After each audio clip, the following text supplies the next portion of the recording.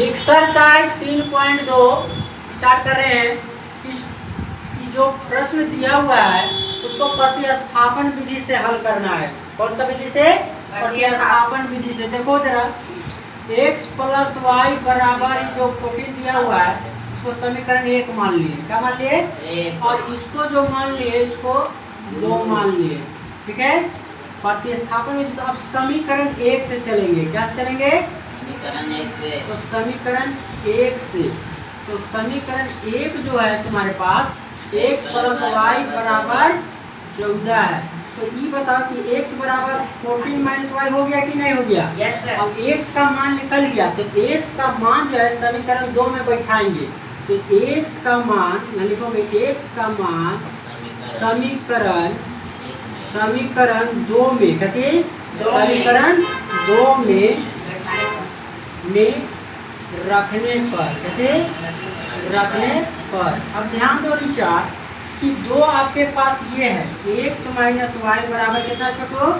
4। अब x की जगह में कितना निकाले हैं? 14 माइनस वाई। बहुत अच्छा। अब फिर क्या दिया हुआ है? माइनस वाई यहाँ है ना? Yes sir. बहुत अच्छा। अब बराबर क्या है? 4।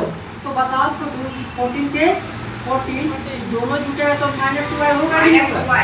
अब बराबर 4। अब देखो यहाँ से इधर बना रहे ना, ध्यान देना।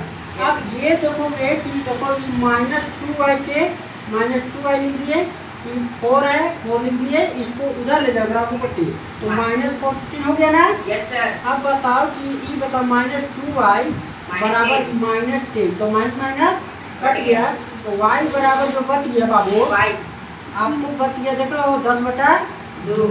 तो ये कटेगा कै बार बाबू? 5 बार में। तो y का मान जो निकल रहा है 5। अब y का मान समीकरण 1 में बैठाएंगे। क्या करेंगे? अब यहाँ चलो, तो अब ध्यान देना, यहाँ लिखना होगा कि y का मान, कैसे y का मान, देखो बाबू y का मान समीकरण 1 में, कैसे 1 में रखने पर। बहुत अच्छा, रखने पर। तो ध्यान देना है, एक हमारे पास कौन है बाबू? तो x प्लस वाई बराबर क्या है? 14। बहुत अच्छा। तो अब बताओ कि y का वैल्यू कितना निकाले? 5। बहुत अच्छा, तो 5 लिख दिए। बताओ कोई दिक्कत नहीं सर। तो अब बताओ छोटू, उधर ले जाएंगे 5 तो माइनस हो जाएगा ना? अब x बराबर क्या हो गया? 9। तो हमको 2 आंसर निकल गया। x बराबर आपको 9 निकल गया और y बराबर 5।